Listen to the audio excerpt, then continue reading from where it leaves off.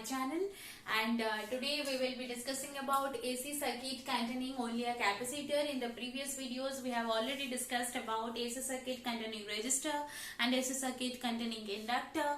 Today we will discuss about capacitor. This is also same as those derivations, and but the result is a little bit different, so we will discuss about it thoroughly. Before that, those who are new to my channel, welcome to my channel, and please subscribe my channel so that you can get the notifications of all the new coming videos, and also press the bell icon there. Okay, so now we will start our discussion. जैसे कि हमें पता है कि अभी हम लोग क्या करेंगे, एक कैपेसिटर लेंगे. तो एक कैपेसिटर मैं ले रही हूँ यहाँ पे, ठीक है, कैपेसिटर सी ले रही हूँ, और इस पे मैं क्या करूंगी, एक अल्टरनेटिंग सोर्स ऑफ ईएमएफ को कनेक्ट कर दूंगी इसके साथ. और जो अल्टरनेटिंग सोर्स ऑफ ईएमएफ हमने यहाँ पे लिया है, ये हो गया ई नॉट साइन ओमेगा टी. ठीक है, इसके बारे में हमें पता है, तो मैं यहाँ पे लिख रही हूँ कि instantaneous value of applied EMF E is equals to E naught sin omega t. जैसे कि हमें पता है हमें क्या करना है, इस सर्किट में करंट कितना आता है वो निकालना है, और बाद में हमें ईएमएफ के साथ करंट को कंपेयर करना है. तो E equals to E naught sine omega t की वजह से इस सर्किट में अभी चार्ज फ्लो होना शुरू हो जाएगा. तो इलेक्ट्रॉन्स यहाँ पे फ्लो करेंगे, तो द कैपेसिटर चार्ज होना शुरू हो जाएगा. लेकिन हमारा जो अल्टरनेटिंग करंट होता है वो ऐसा होता है, suppose positive cycle of current के लिए कैपेसिटर चार्ज हो रहा है, देन उसका डायरेक्शन चेंज हो जाएगा फिर करंट का. तो करंट का डायरेक्शन चेंज होगा, मतलब वो कैपेसिटर अभी डिस्चार्ज करना शुरू कर देगा. फिर पॉजिटिव साइकिल के लिए वो चार्ज करेगा, फिर नेगेटिव साइकिल के लिए डिस्चार्ज होना शुरू हो जाएगा. तो due to charging and discharging of the capacitor continuously in a periodic manner, so we can get an alternating current in the circuit. That is very simple.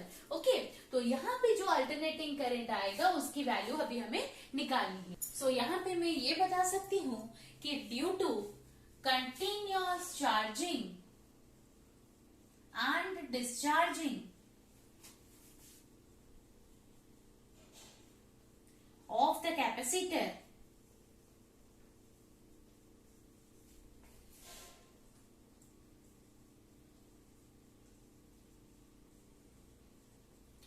a continuous but alternating current exists in the circuit.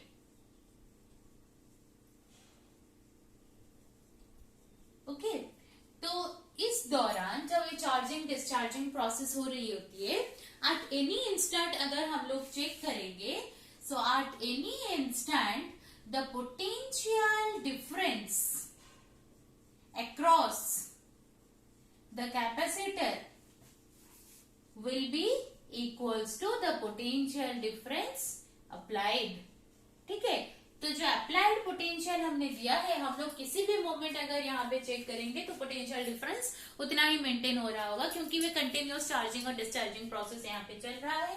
तो eight any instant हमें वो same मिलेगा. तो हम लोग ये लिख सकते हैं कि potential difference across the capacitor भी कितना उसका वैल्यू होता है, Q is equals to CV. हम लोग ये लिखते हैं ना, so that implies that V will be equals to Q upon C, where Q is the charge on the plates of the capacitor, C is the capacitance, and V is the potential applied. So V is equals to Q upon C. तो हम लोग यहाँ पे लिख सकते हैं Q upon C will be equals to the potential difference applied, that is equals to E here. तो E की जगह पे अभी मैं पुट करूंगी E naught sin omega t.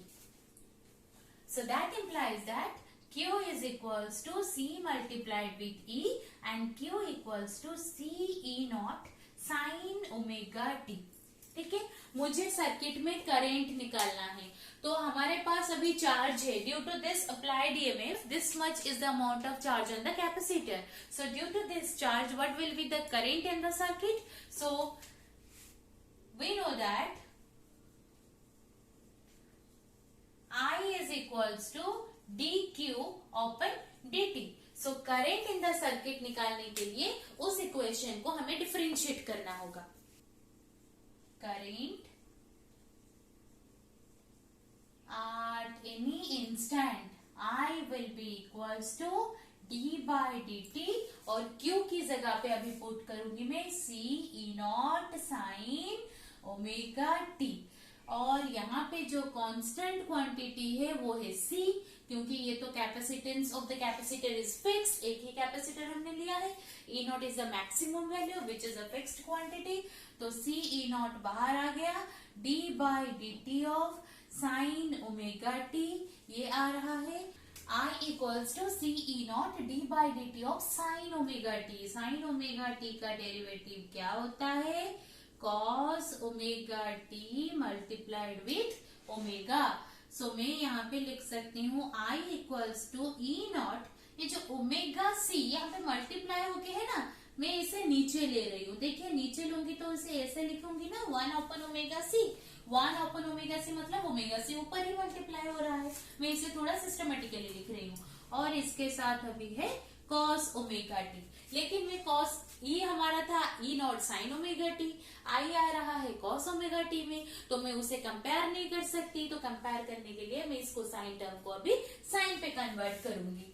तो मेरे पास जो अभी एक्सप्रेशन आ रहा है मैं इसे लिखूंगी I equals to I naught sine omega T plus pi by two, ऐसे लिखूंगी। तो ये कॉस ओमेगा टी हो गया, sine omega T minus pi by two हमने इंडक्टर में यूज किया था, इसलिए यहाँ पे आ गया है sine omega T plus pi by two. तो ये हो गया मेरा करंट का एक्सप्रेशन। और मेरे पास E का जो एक्सप्रेशन है E equals to E naught sine omega T है। तो मैं यहाँ पे बता सकती हूँ कि E and I or the instantaneous value of alternating EMF and current, they are out of phase or they are not in phase. There is some phase difference. So what is the phase difference? मैं यहाँ पे लिख सकती हूँ E and I are not in phase. What is the phase difference? Here the phase difference is pi by 2. Where is pi by 2? Here. Omega T plus pi by two, I में omega T plus pi by two आ रहा है, इसका मतलब current is leading the EMF. मैं यहाँ पे लिख सकती हूँ हियर आई लीड्स ईएमएफ, ठीक है। और लिख सकती हूँ ई लैग्स बिहाइंड करंट आई, कितने एंगल से? Bye phase angle of pi by to, bye phase angle of pi by to, ठीक है। इंडक्टर में क्या हो रहा था? आई में था omega T minus pi by to, वो पीछे चल रहा था, ईएमएफ आगे चल रहा था, लेकिन इसमें ईएमएफ अभी पीछे हो गया है क्योंकि current omega T plus pi by two phase लेके चल रहा है, तो वो अभी आगे आएगा, ठीक है। ग्राफ में ई की नीचे से शुरू हो रहा था करंट, उसमें इंडक्टर में, अभी कैपेसिटर में क्या होगा हम लोग ग्राफ में देखेंगे कि ईएमएफ से ऊपर शुरू हो रहा है करंट, ठीक है। और यहाँ पे मैंने क्या पुट किया है, देखिए ई नॉट अपन 1 ओमेगा सी, इसकी जगह पे मैंने यहाँ पे आई नॉट पुट कर दिया है। So here I naught is equals to E naught divided by 1 omega C, और मैं इसे लिख सकती हूँ I naught equals to E naught upon X C.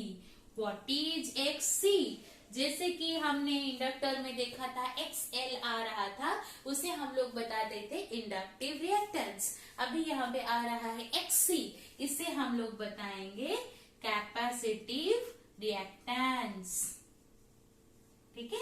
Capacitive reactance फिर क्या आ गया? जैसे कि रेजिस्टर अपोजिशन देता है करंट को, हम लोग बताते हैं रेजिस्टेंस। इंडक्टर अपोजिशन देता है अल्टरनेटिंग करंट को, उसे हम लोग बताते हैं इंडक्टिव रिएक्टेंस। वैसे ही the opposition offered by the capacitor to the alternating current is known as capacitive reactance. तो ये हो गया XC, और XC का एक्सप्रेशन हमें कितना मिला? 1 ओमेगा सी, और हम लोग इसे लिख सकते हैं 1/2 पाई FC। यहाँ पे अभी हम लोग अल्टरनेटिंग करंट के बारे में डिस्कस कर रहे हैं। जैसे कि हमने इंडक्टर में देखा था डीसी होगा तो क्या होगा, तो यहाँ पे भी मैं आपको वो कॉन्सेप्ट थोड़ा सा दे देती हूँ। अगर हम लोग डीसी लेंगे फॉर डीसी, डीसी में क्या होता है, फ्रीक्वेंसी क्या है, 0 है, क्योंकि वहां पे का करंट का मैग्नीट्यूड कांस्टेंट है ना, अगर वो चेंज होता होगा तो उसकी वजह से फ्रीक्वेंसी आएगी, चेंज तो नहीं हो रहा है, तो उसमें फ्रीक्वेंसी क्या है, 0 है। अगर फ्रीक्वेंसी 0 हो रही है तो एक्सी की वैल्यू क्या आएगी, 1/0, that means X C becomes infinite. X C क्या है, opposition offered by capacitor to the alternating current, और यहाँ पे ऑपोजिशन जो आ रहा है वो आ रहा है infinity, that means opposition is very high. तो कैपेसिटर डायरेक्ट करंट को बहुत ज्यादा अपोज करेगा, तो इसीलिए मैं बता सकती हूँ कि capacitor blocks DC, capacitor DC को ब्लॉक करता है। और मैं ये बता सकती हूँ कि capacitor behaves as a open key, open key मतलब डीसी तो फ्लो ही नहीं करेगा, और कैपेसिटर डीसी को फ्लो करने ही नहीं देगा, ठीक है। तो ये होता है डीसी के केस में। अगर हम लोग कैपेसिटिव रिएक्टेंस लेके सोचे तो हमें ये मिलेगा। तो चलिए अब हम लोग क्या करेंगे, ग्राफ बना के देखते हैं। ग्राफ के लिए हमें टेबल करना होगा। तो हमारे पास जो एक्सप्रेशन है E is equals to E0 sine omega T, और I का एक्सप्रेशन हमें मिल गया है I0 sine omega T plus pi by 2। जैसे कि हमें पता है omega equals to theta upon T, so theta is equals to omega T. और हम लोग जो टेबल बताएंगे उसमें मैं थीटा भी लेके आपको बताऊंगी ताकि आपको समझने में आसानी होगी, लेकिन बुक में ये थीटा नहीं दिया जाता, वो डायरेक्टली टी से दिया जाता है, ठीक है। थीटा का पहला वाला वैल्यू हम लोग लेंगे 0, फिर नेक्स्ट आएगा पाई बाई 2, नेक्स्ट आएगा पाई, फिर आ रहा था 3 पाई बाई 2 एंड नेक्स्ट आ रहा था 2 पाई, ठीक है। और टाइम पहले 0, फिर t बाई 4, फिर t बाई 2, फिर 3t by 4 and then t, ये आ रहा था, ठीक है। तो हम लोग अभी देखेंगे कि इसका वेरिएशन, E का वेरिएशन और I का वेरिएशन कैसे हो रहा है। E का वेरिएशन एज यूजुअल ये तो फिक्स वैल्यू है, जैसे कि हमने रजिस्टर में देखा, इंडक्टर में देखा, और उसके पहले वाले वीडियो में भी हम लोग देखे थे कि पहला वाला वैल्यू इसका आएगा 0, फिर E0, फिर 0, फिर माइनस E0 एंड देन 0। हाँ, ये तो फिक्स है, ये आपको करते करते प्रैक्टिस में याद रह जाएगा, ठीक है। और अभी I की वेरिएशन हम लोग देखेंगे। मैं पहले क्या करूंगी, थीटा की जगह पे 0 पुट करूंगी, थीटा मतलब ओमेगा टी, ओमेगा टी की जगह पे 0 पुट करूंगी। 0 पुट किया तो I equals to I0 sine pi by 2, sine pi by 2 का वैल्यू होता है 1, तो पहला वैल्यू आ गया I0। देखिए E शुरू हो रहा है 0 में, 0 से, लेकिन I शुरू हो रहा है I0 से, मतलब मैक्सिमम वैल्यू से शुरू हो रहा है, तो E से I आगे चल रहा है, ठीक है। अभी क्या करेंगे, फिर थीटा की जगह पे पाई बाई 2, मतलब ओमेगा टी की जगह पे पाई बाई 2, तो पाई बाई 2 प्लस पाई बाई 2 वो कितना आता है, पाई। तो साइन पाई की वैल्यू है 0, तो ये वाला वैल्यू आ गया 0, ठीक है। अभी मैं पुट करूंगी पाई, पाई प्लस पाई बाई 2 मतलब 3 पाई बाई 2, 3 पाई बाई 2 की वैल्यू होती है -1, तो I की जगह पे आ जाएगा माइनस I0। अभी यहाँ पे पुट करूंगी 3 पाई by 2, 3 pi by 2 plus pi by 2, 4 pi by 2 मतलब 2 पाई, साइन 2 पाई इज 0, तो करंट की वैल्यू आ जाएगी 0। फिर मैं पुट करूंगी 2 पाई प्लस पाई बाई 2, इसका मतलब 5 पाई बाई 2, 5 पाई बाई 2 की वैल्यू आएगी 1, तो उसकी वैल्यू आ जाएगी I0, करंट की वैल्यू आ जाएगी I0। तो ग्राफ में प्लॉट करके देखते हैं कैसा आता है। ग्राफ में जैसे कि हमें पता है E की तो ग्राफ हम लोग बार बार बनाते हैं, वो कैसे दिखता है, exact sine curve like this. ये वाला वैल्यू t का 0 है और ये मैक्सिमम आ रहा है t बाई 4 पे, फिर ये है t बाई 2 और ये है 3t बाई 4 और ये है t। इसके बारे में डिटेल्स में मैंने आपको पहले वाले वीडियो में बताया है, आप लोग उसे देख लीजिएगा। ये होगा E0 और ये नेगेटिव में मैक्सिमम जो वैल्यू आ रही है ये हो जाएगी माइनस E0। मेरा काम यहाँ पे जो है I की वेरिएशन दिखाना है, जो कि वेरी वेरी इंपॉर्टेंट है।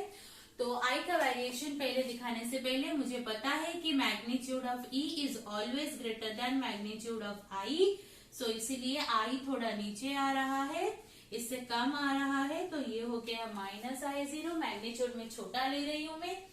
पहले मैं देखती हूँ, जब t 0 है तो I की वैल्यू है I0।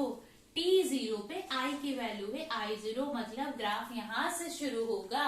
देखिए E शुरू हो रहा है यहाँ पे, लेकिन I शुरू हो रहा है यहाँ से, इसका मतलब I थोड़ा आगे चल रहा है। और t/4 पे इसकी वैल्यू आ जाएगी 0। फिर t/2 पे वैल्यू है -I0, t/2 पे वैल्यू है -I0, यहाँ पे आएगा। फिर 3t/4 पे वैल्यू है 0, 3t/4 पे वैल्यू है 0, और फिर t पे वैल्यू है I0, तो मतलब ये वाला पॉइंट यहाँ पे कहीं पे आएगा। ठीक है, तो ग्राफ कैसे आ रहा है, देखिए यहाँ से नीचे आके पॉइंट फिर ऊपर जा रहा है, तो ये ग्राफ कुछ ऐसे दिखेगा। ठीक है, ये हो गया करंट का ग्राफ। तो I और E ये दोनों का वेरिएशन यहाँ पे हम लोग दिखा रहे हैं, और E0 I0 in the negative direction, ये है मैक्सिमम मैग्नीट्यूड, ये पॉजिटिव डायरेक्शन में मैक्सिमम मैग्नीट्यूड है, और E का मैग्नीट्यूड I के मैग्नीट्यूड से ज्यादा है। अभी हम लोग इसे फेजर डायग्राम में रिप्रेजेंट करेंगे। तो फेजर डायग्राम के लिए मैं अभी क्या करूंगी, 2 सर्कल लेके आपको बताऊंगी, क्योंकि मैं फेजर्स को रोटेटिंग वेक्टर बता रही हूँ। आप लोग चाहो तो सर्कल मत बना के भी कर सकते हो, लेकिन आपको आसानी से समझ में आ जाए, मैग्नीट्यूड अच्छे से पता चल जाए, इसीलिए मैं सर्कल लेके आपको बता रही हूँ। ये छोटा सा सर्कल जिसका रेडियस और मैक्सिमम मैग्नीट्यूड हम लोग लेके करेंगे, और जो रेडियस इसका वो करंट दिखाऊंगी, और इससे बड़ा वाला जो सर्कल ले रही हूँ ये वाला आपको EMF दिखाऊंगी। ठीक है, तो यहाँ से चलेंगे तो 0 का शुरुआत होगा यहाँ से, और पहले हमारा जो इक्वेशन है E = E0 sin ωt, उसके वजह से जो फेजर हम लोग लेंगे तो वो सपोज ये वाला है, जो कि हम लोग हमेशा लेते हैं। इसकी जो मैग्नीट्यूड है E0 है, और इसका प्रोजेक्शन जो है हमें इंस्टैंटेनियस वैल्यू देगा, और इसका जो फेज है वो ωt है। ठीक है, इतना हम लोग दिखा रहे हैं। अभी क्या करेंगे, करंट लेंगे। करंट का मैग्नीट्यूड EMF से छोटा होता है, तो करंट में ωt प्लस π/2 का फेज दिखाया गया है। तो पॉजिटिव एंटी क्लॉकवाइज डायरेक्शन में हम लोग जाएंगे तो उसे पॉजिटिव लिख देखते हैं, उसे पॉजिटिव लेते हैं। तो अभी हम लोग क्या करेंगे, एंटी क्लॉकवाइज भी मूव करेंगे। तो एंटी क्लॉकवाइज ωt के आगे π/2, ωt प्लस π/2, इसका मतलब यहाँ पे मैं करंट दिखाऊंगी, और इसकी जो मैग्नीट्यूड आएगी वो होगी I0, एंड इसका जो प्रोजेक्शन होगा वो देगा I। ये हो गया AC circuit containing only capacitor का फेजर डायग्राम। तो अभी हम लोगों ने इसमें टेबल बना लिया, ग्राफ बना लिया, फेजर डायग्राम बना लिया, हमें पता चल गया है कि E और I का रिलेशन क्या होता है, जो कि हमने पहले निकाला हुआ है। तो इसी के साथ हम लोग पूरा डिटेल से इसका अभी तक डिस्कस कर चुके हैं। आप लोग इसे अच्छे से समझिए, समझने की कोशिश कीजिए, बार बार प्रैक्टिस कीजिए। तो रट्टा मारने की कोशिश मत कीजिए, रट्टा मारने से कुछ भी समझ में नहीं आएगा, याद भी नहीं रहेगा, 2-4 दिन बाद आप लोग भूल भी जाओगे। इसलिए अच्छे से समझ के एक बार अच्छे से खुद डायग्राम बना के, खुद टेबल बना के, ये ग्राफ और फेजर खुद समझ के करने की कोशिश कीजिए, तो आप लोगों को हमेशा के लिए ये आपके दिमाग में सेट हो जाएगा। ठीक है, तो मिलते हैं अगले वाले वीडियो में कुछ नए टॉपिक के साथ। Till then thank you.